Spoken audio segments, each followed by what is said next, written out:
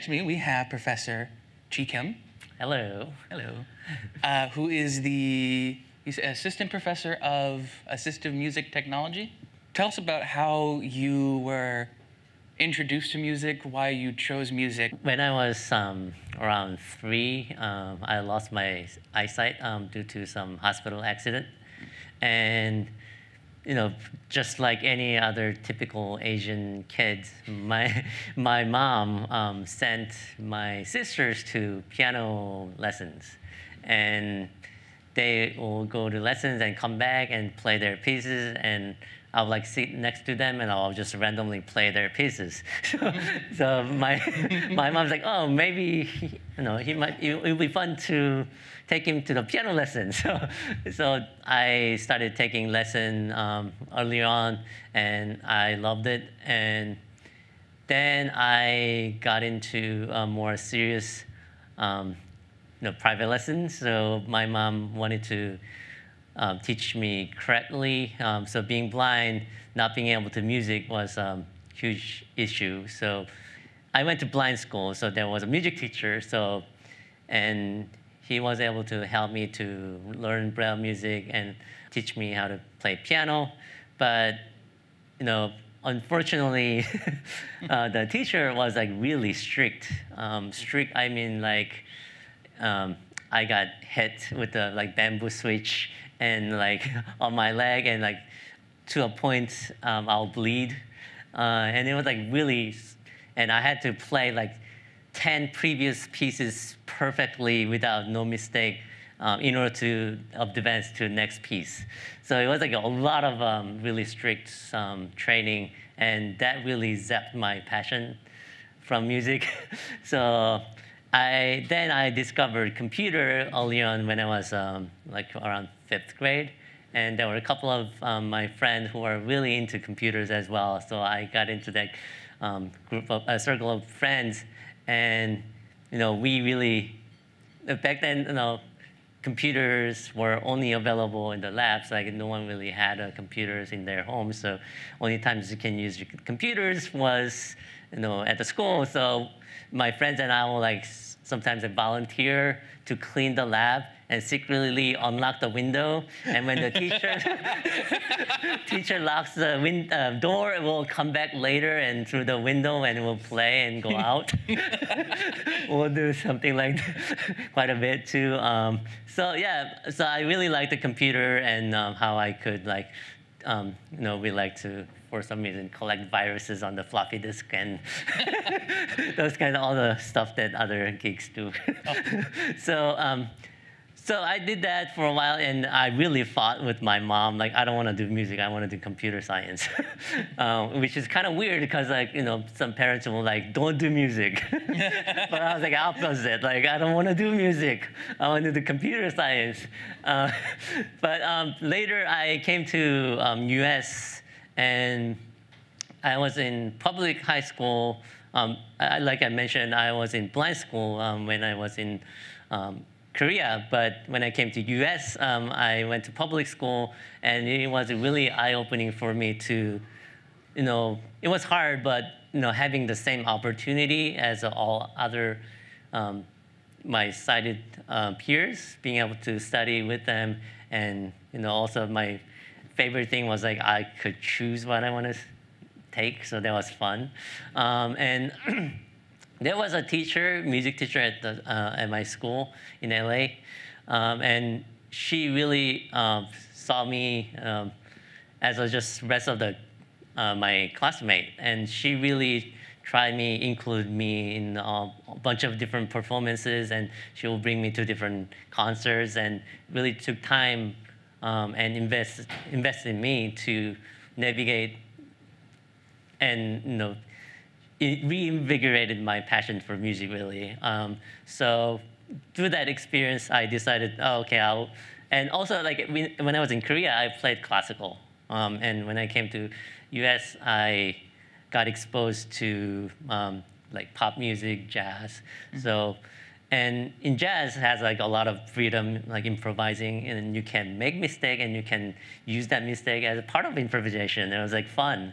And where in classical you make mistake, like, oh, that's a mistake. Whereas in jazz, you make mistake, oh, that's a cool thing. Like, let me change that, change that to better music. So it was really fun. So I rediscovered my passion for music in high school, and I decided to study music. And I guess reality hit my mom. So when I said, oh, I want to study music, mom was like, what? When I was a kid, she really wanted to do music, but so I had to like convince my mom to do music. But then later, I went to Berklee, and I ended up combining my passion for technology and music together. So later, I went to NYU for and I did my master in music technology.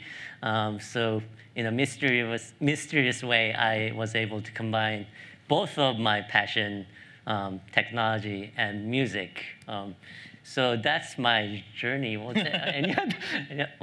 That cleared about 3 questions on my notes. Oh, okay.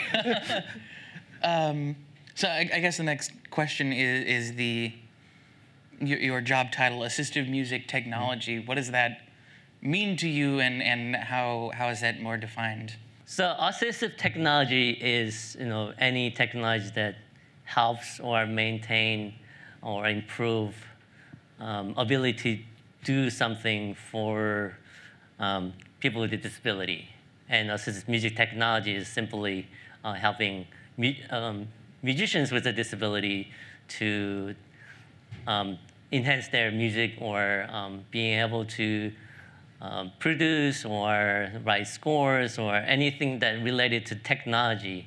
That's assistive music technology. And you have a lab in Berklee, is that right? Right. Yes. So I started this Assistive Music Technology Lab.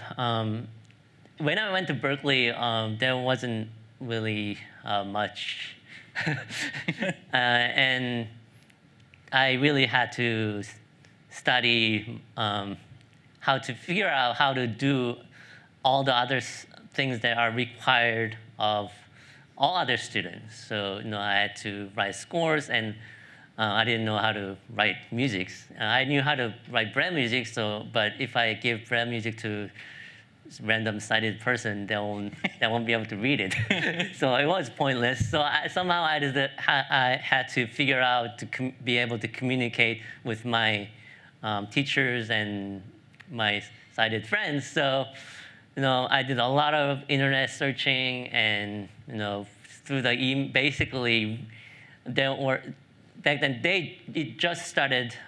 Some of the assistive music technology started coming out. And there were very few of people who knew how to use those kind of things. So, basically, I learned how to use those digital audio workstations through email, and a lot of internet searching and those kind of things. So basically, I had to spend a lot of outside of class time, a lot more than my sighted classmate, in order to figure out how to do something. And I ended up managed to graduate and go to master's, do my master, and starting writing for films, documentaries in New York. And all of a sudden, my professor called me and like, what are you doing? And I was telling him what I'm up to, and he was like, well, Berklee started getting a lot of blind students. Would you like to come help? So, me just thinking, oh, okay, I'll just go to Berklee and talk to some kids, and that might be it. But it really turns out that they really wanted to figure out how to help these students. So they hired me to be basically their teacher. So I came and started this lab, and the lab basically has the 3 components, and one is teach them how to use a digital audio workstation so they can record and produce music. And another thing is notation software, so they can write music, produce print music scores for sighted peers for them to play. And on the third part is the Braille music, so they can learn music through Braille or by ear. So those three things are primary aspects of me teaching them how to navigate courses. But beyond just courses, we ensure that all students visually impaired students have the same opportunity, as well as sighted peers. That meaning like talk to different departments and coordinate with them how to make their curriculum accessible, talk to IT department, how to make technology more accessible. So I do a lot of awareness kind of work, as well as consulting on accessibility. Also beyond Berklee, we involve with different music software companies. So for example, Avid, we do work on Pro Tools and Sibelius, to make their software more accessible. And I just released, me and one of my students and one other person made this program called Flow Tools that makes it really easy for visually impaired musicians to use Pro Tools. And we made it open source and put it out there, and a lot of people are using it now. And as a part of the lab, those kind of outreach to different visually impaired musician community is part of our job as well. Okay. One of the reasons that I value talks at Google is because you see a large range of points of view, which is really important when you've got oodles and oodles of users from all walks of life. Everybody uses Google, but you have to be able to serve as many people as possible to kind of enrich the experience. So we have these talks at Google's to kind of get a different perspective. There are problems that I think you would face that most of the people, even in this room or watching at home, wouldn't even consider. Problems that I wouldn't consider, even though I don't necessarily work on like front-end UI components and stuff for Chrome. It's still important to be cognizant of any kinds of disabilities and things like that. What problems do you run into on like a daily basis that is not necessarily something that I would be even completely aware of as a sighted person, do you think?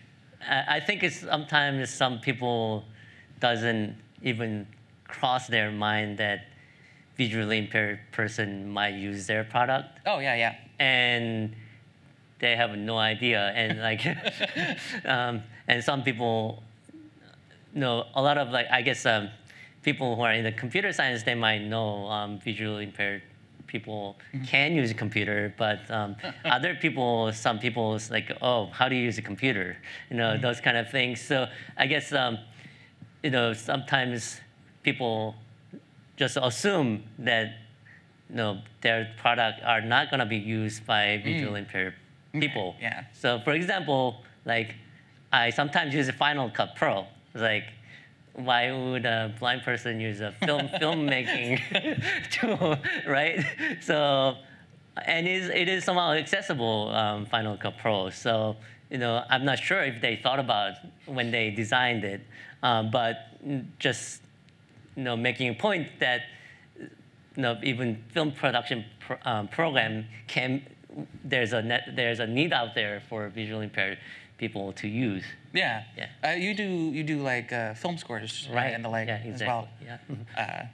It's always something I was kind of interested in as well. Yeah. So when I started right after Berklee, I started working under other people who wrote documentaries. So I did some of the documentary. Then I worked with two of my classmates who went to Berklee as well, and we have a company and does some the commercials and some film in Korea. So I do a little bit of as a side gig. I like writing for film as well. What's the name of the company? You can totally plug. Serotonix Music. Okay. Yeah. You said that you went to a school specifically for blind folks, in Korea at least, and that you kind of lucked out that you had a teacher at a school specifically for blind people to learn music from somebody who's already trained in teaching blind folks, even if not necessarily for music. There's a pretty big gap between having a school for blind folks and having a school for sighted folks. Do you think that gap is kind of closing where we can have schools that can include blind folks and not leave them behind, so to speak? Yeah, I think there's like big debate all around this topic. Some people definitely see place for school for specific disability, but as a personal view, I think it's as from my experience as well. I think for me to be able to go to public school and do the exactly same thing as my sighted peers were required to do, I think it prepared me better in the public to be able to function. Yeah. I think, but it's a controversial topic, and different people have a different opinion. But I'm definitely pro inclusive education person. Okay. Yeah. And from what you've said, I think Berklee is working towards that as well. Oh yeah. Do you know roughly like a percentage of blind students at Berklee?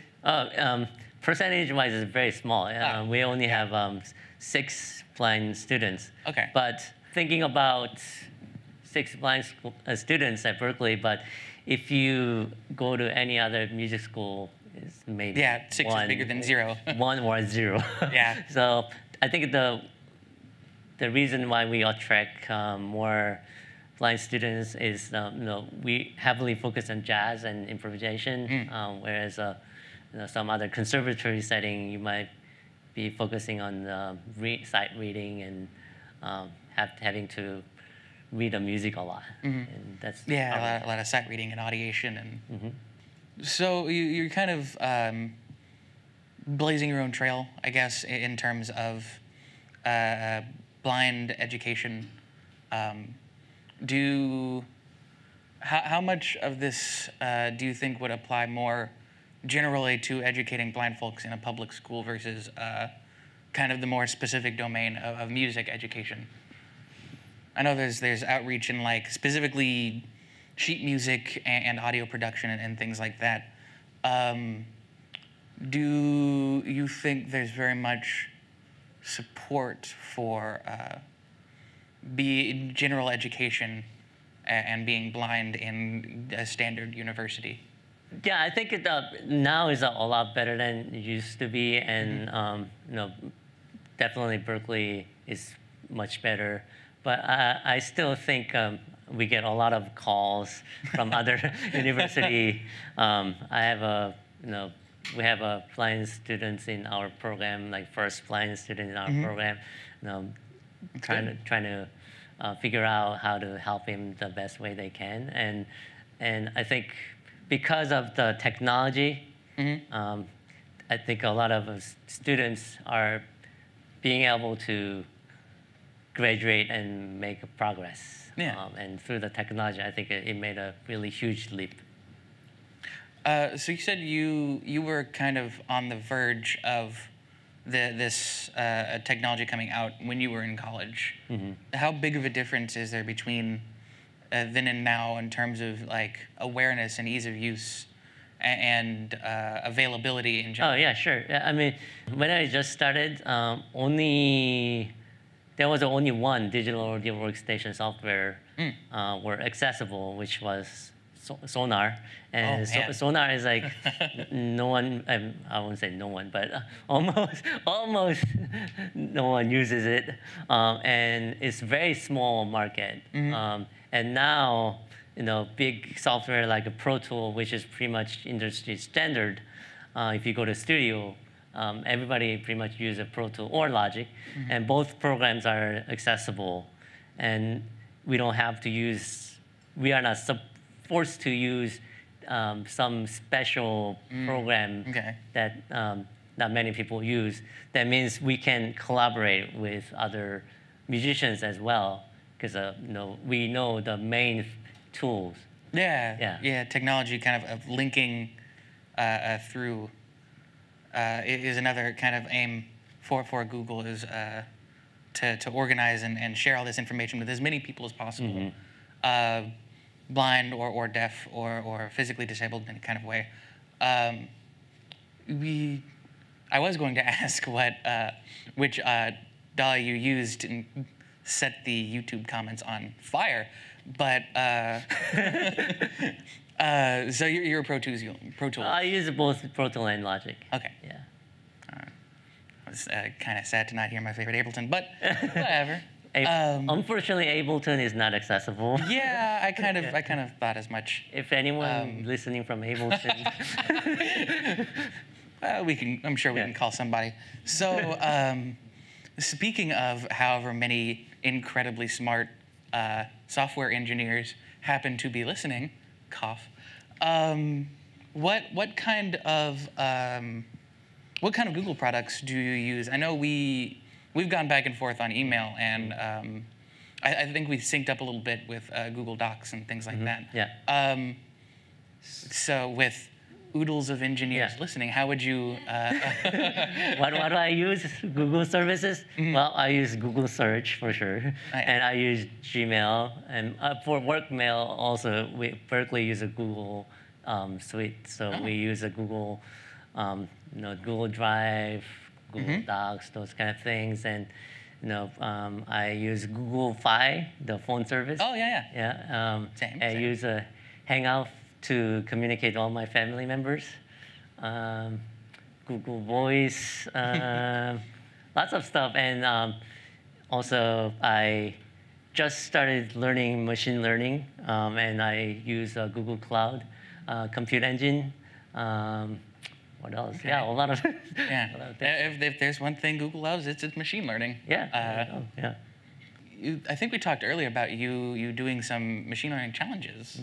So this summer I just took some time, because everybody's throwing machine learning around. So I was like, maybe I should check it out. Yeah. So I did a little bit of free sound audio recognition challenge for the Kaggle competition for fun. Yeah. Getting more into the music technology side. You do a lot of film score work. Do you a slightly more technical question? Do you use live instruments for a lot of the film score stuff, or do you use plugins and MIDIs and? Oh yeah, both. Yeah. We do a lot of mock-ups on the computer for sure, and the things that are maybe a little harder to emulate the real instrument, we'll definitely record, like strings, live strings, and things like that. We definitely use both. Okay. Yeah. So this will be posted up on the Talks at Google YouTube channel, which has over 1 million subscribers. Fun fact.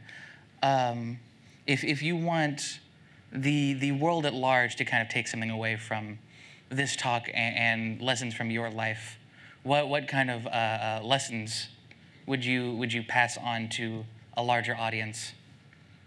Yeah, sure. I think when someone meet someone with a disability, people tend to focusing on the disability itself. But I think you'll be very surprised if you take time to learn and what they can do, and focusing on the ability part, and then you will get a lot more done by focusing on their ability and build from there. So whether you need to teach someone with a disability or whether you need to work with someone with a disability, trying to find out what they can do and build bridge from there instead of trying to figure out, oh, he can't do this. Like, how do I help him to do this? You know. Yeah. So I think it's very important to start from ability rather than disability. Okay. Where do you think assistive music technology and assistive technology and music technology and technology in general is headed in the next year, 5 years, 10 years? Yeah, I think a lot of more and more companies are taking up on the accessibility, which is a really good news. And I think the more they take it serious and as they include accessibility features into their mainstream products, I think there will be less need for assistive technology. So basically, through the work I'm doing, the goal of it is to put me out of job.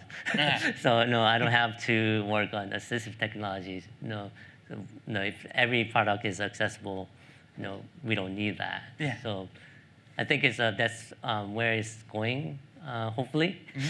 And more, before, for example, like phones didn't have a screen reader come with it. So in order to use phone, I remember I bought $200 smartphone, and I had to buy $300 screen reader for the phone. But now I don't have to, and that's great. And that's exactly, I don't need to buy a special thing. Is there a problem that you would, or an area that you would like to be solved, again, possibly by the oodles of really, really smart people sitting in this room, an area that you might not be getting enough attention in terms of technology, music technology, assistive technology, anything like that? Before talking about solving new problem, I think it will be great if we engineers can think about making their programs accessible. I think I mean there are plenty of current solution. Yeah, plenty of a problem out there, but I don't think we need to produce a new problem. I think there are plenty of problems to solve already. So I think it will be great if every engineer listening consider or examine if their product is accessible or not. And there'll be plenty of things to work on, I think. Rolling back a bit, what would you say would be major differences when in your education when you're at a blind-focused school versus just a public school? What would be some like differences maybe in content or education in general? I see. For example, you don't think about accommodation because everybody is blind, right? So, for example, when I had a biology or those kind of classes, we had like taxidermy, so we can like feel all the animal, how the animal looks like, and those kind of thing. So like as a default, like the accommodation is provided, right? Whereas if you go, so there's definitely some advantage in that. Whereas if you go to public school, the curriculum is designed, entire curriculum is designed more for visual learning. So you might have to figure out alternative way to achieve some other way. Yeah. A big problem with this kind of accessible education and inclusive education is, quite frankly, funding. School funding in general is a difficult problem. But you mentioned the flow tools, which I will say again, flow tools, is free and open source, and there's a lot in the free and open source community and the ecosystem as a whole that technology is kind of flowing towards. Would you say there are good or reasonable kind of free tools out there for education, both in terms of music education and just general blindness accessibility, especially nowadays when you don't have to pay $300 for a screen reader. Tools built in versus the kind of free and open source community. Would you say that there are resources that people might not be aware of in that regards for education and for blind people in general and technology? Free open source products. I can't think of some specific, but I think MuseScore is definitely trying to make their software accessible for visually impaired musicians, and MuseScore is open source as well as free, and they've been doing it for a while, and I think there's someone from MuseScore is taking really hard work at it to make it more accessible. So that when that comes out, I think that'll be really good. Yeah. MuseScore is a music notation software. Yeah. And quite a good one. Something that I used whenever I didn't have Finale on my computer during my composition classes. Going to maybe a lighter question, but I think still a very important question. What kind of music do you listen to in your free time? Whatever free time you may or may not have. Nowadays, a lot of parents out there. I have a toddler, so I happen to listen to a lot of Daniel Tiger's theme songs. I know that feeling. The exact same theme song over and over again every half an hour. Exactly. Yeah. Speaking of which, blindness in children is difficult to even get acclimated to as a parent. Something that I worry about as also the father of a 2-year-old. So yes, Daniel Tiger constantly. Do you think there's very much in the way of so how did your parents kind of learn to help you as a toddler and as a child and growing up in the world? And what kind of resources did they have? Yeah, my parents, I think, well, I don't remember how my parents raised me as a toddler. Yeah. But for obvious reasons. Yeah. But my parents, raised me as if you want to do something, do it kind of thing. So, I was climbing trees and going top of the roof of the house and riding my bike, being blind throughout the town, and I did a lot of those things that other regular kids did, and age of 16, I was able to convince my parents to send me to U.S. and live in boarding school, and so my parents really trying to give me chances. If you go out and run around and get hurt, that's fine. At least you have a chance to run around, right? So I think they gave me a lot of chance me to explore on my own and do my thing. Yeah.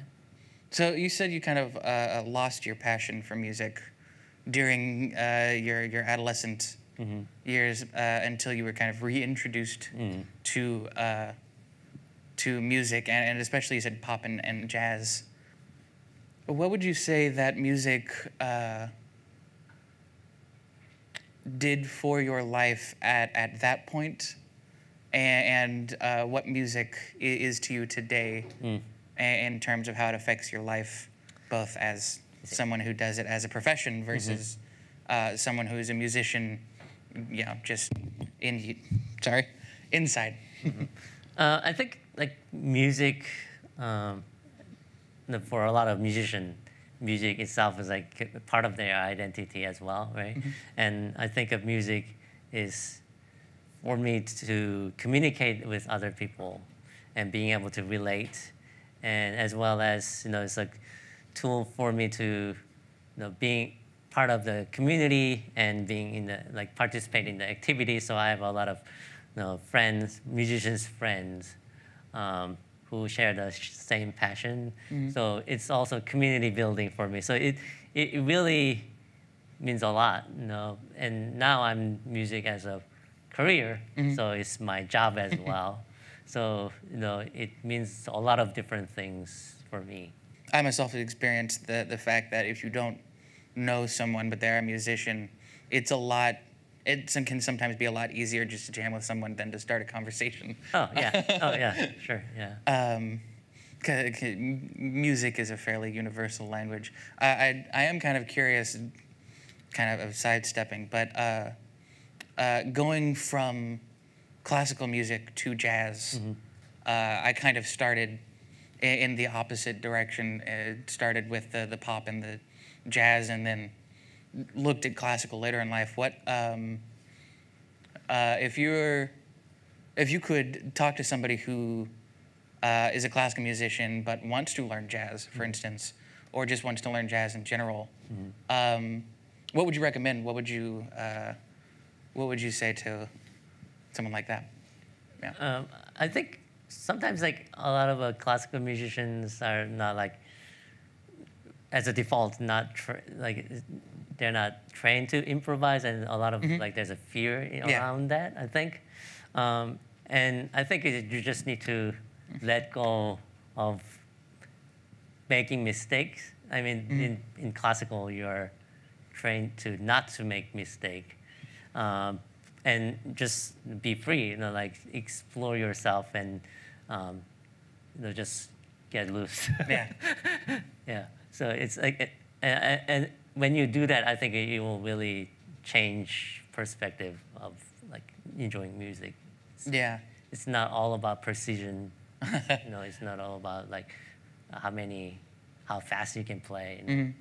Sometimes in jazz might seem like that, but I wouldn't. I would definitely agree that it's not how fast you can play, how well you can play, how many notes or how many right notes you can play. This is Victor, and I don't know how to pronounce that last name. Sorry, I will just say Victor. Victor, I am. Can you try? Saran? Oh, another Google person. Yes. I know him. Oh, okay.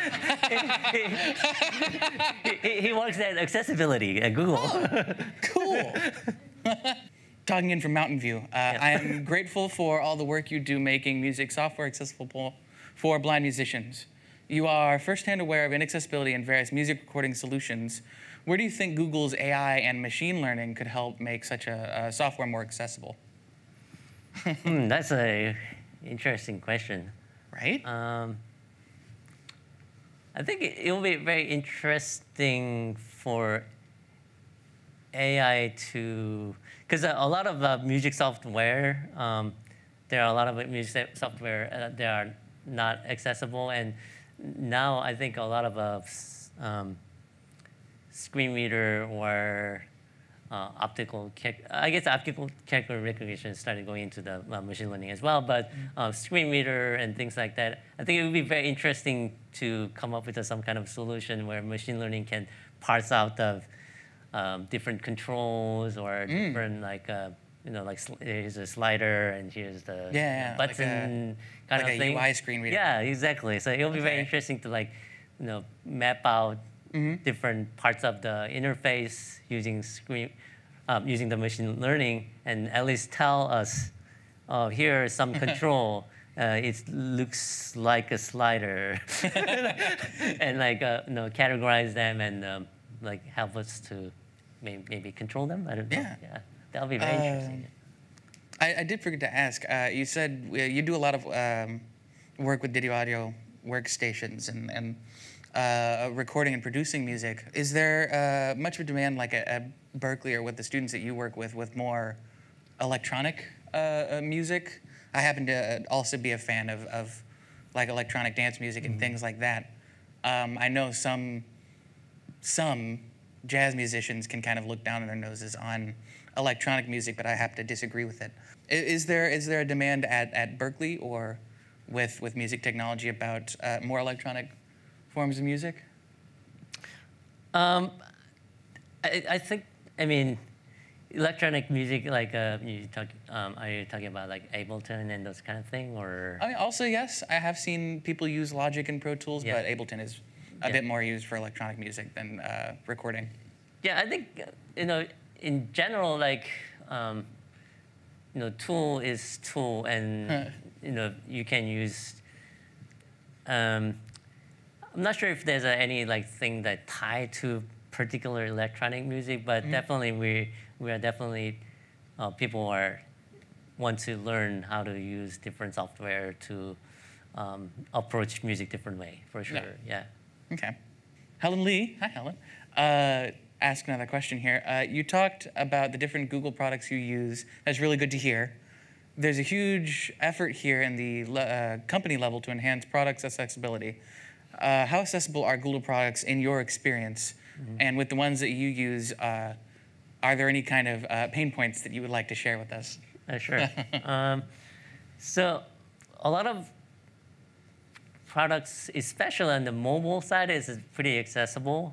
But when we started going into like website, I think web UI is a little harder to manage for me, at least personally. So for example, like when I try to use like Google Cloud Compute Engine, I'd rather go into the G Cloud command line console rather than trying to figure out how to use the web part of it.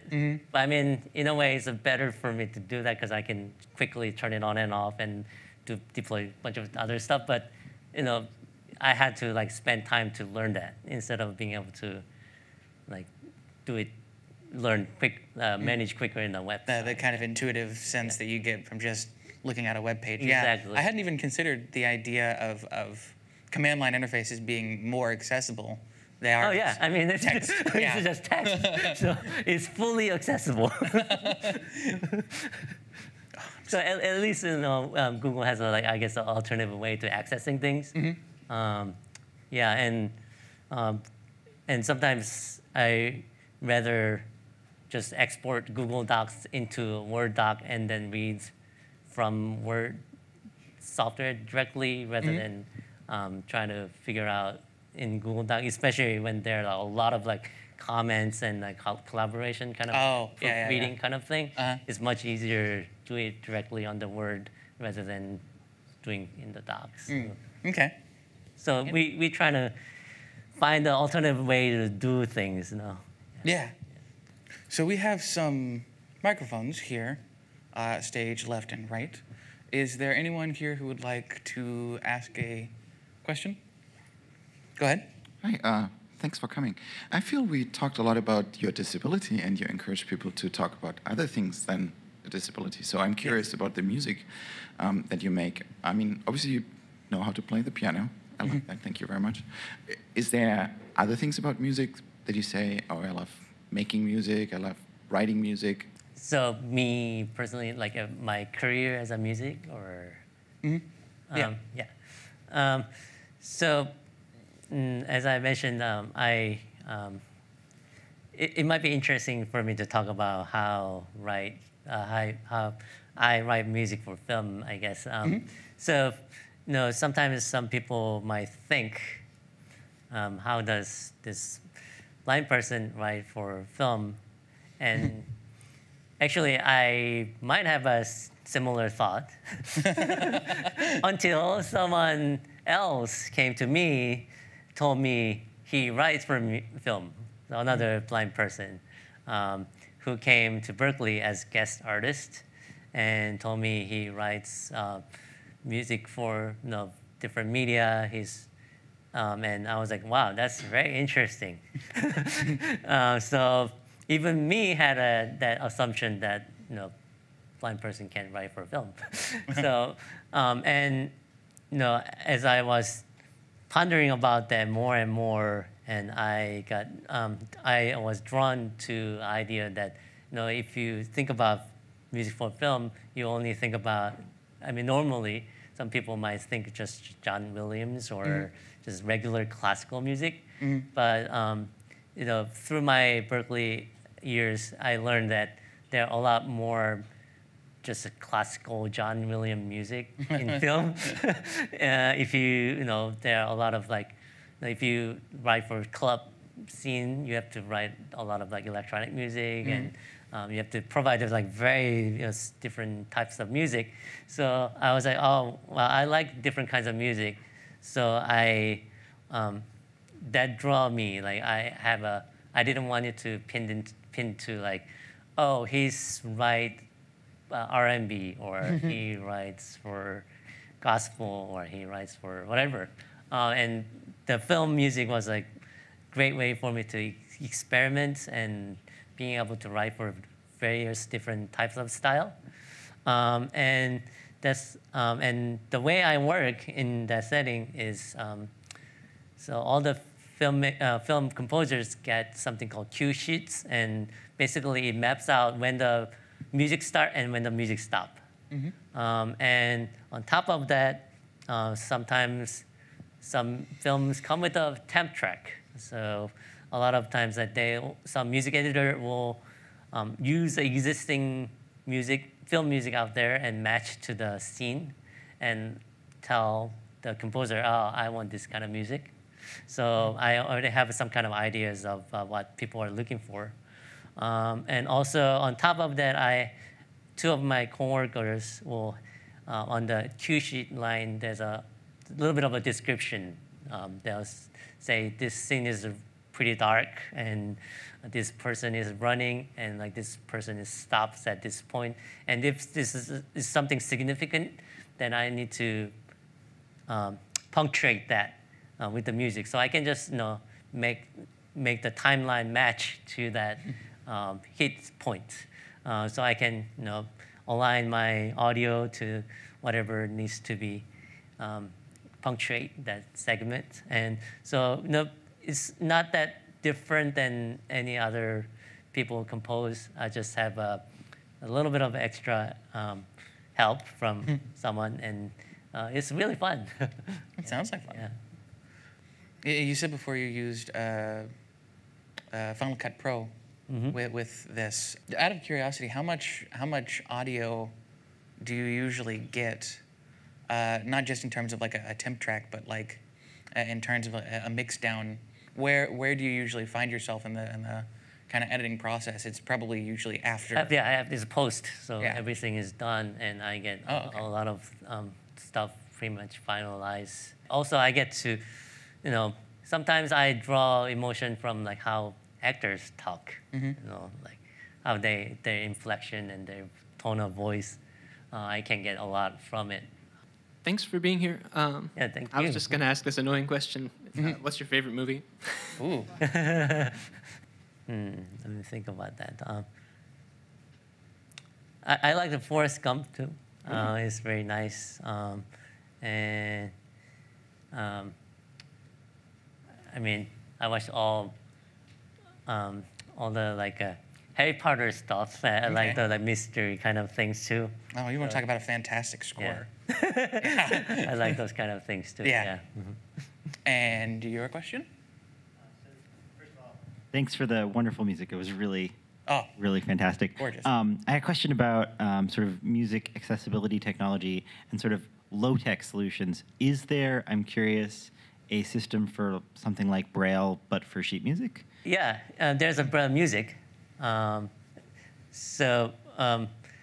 It's kind of a cumbersome sometimes because Braille music is a serialized.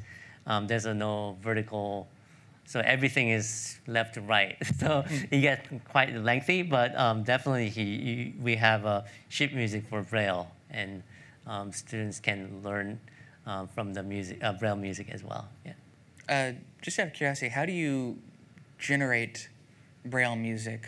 Do you teach like actually writing it as well, or do you kind of gravitate more towards the music notation? So Braille music, how do I generate it? There's a program. There's apps for everything, right? Oh yeah. There's a program called Good Feel by Dancing Dot, and we use that. And basically, if I or someone puts into the digital format any like Sibelius or Music XML, we can just like put through the program, and it will spits out the Braille. So yeah, it's pretty good.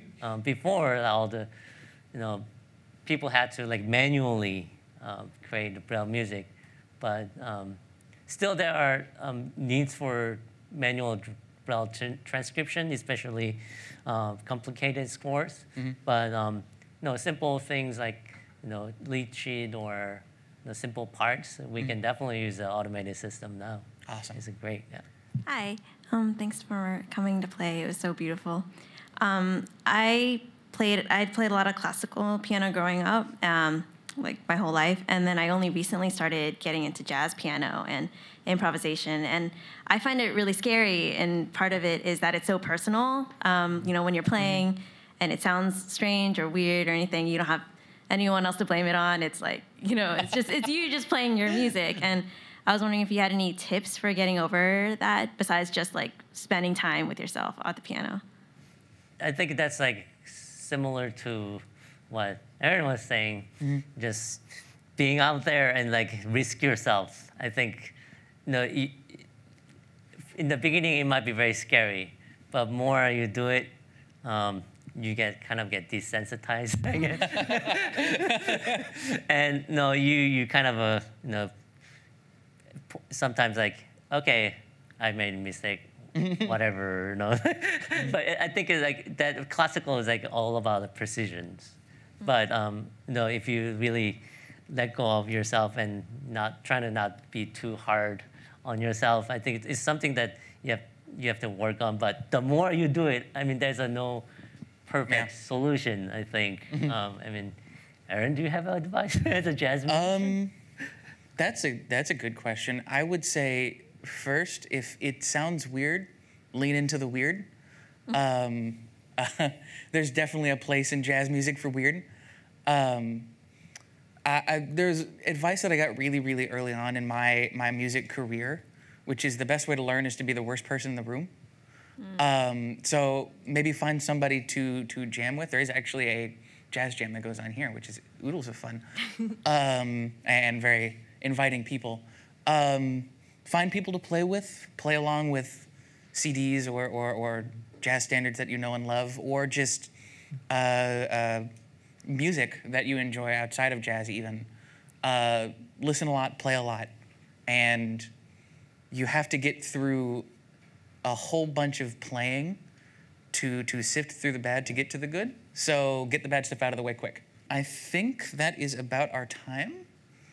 So I want to thank Associate Professor Gook Kim for coming, and thank you all for listening. Thank you, everybody. Yep. Thank you, everybody. Play jazz.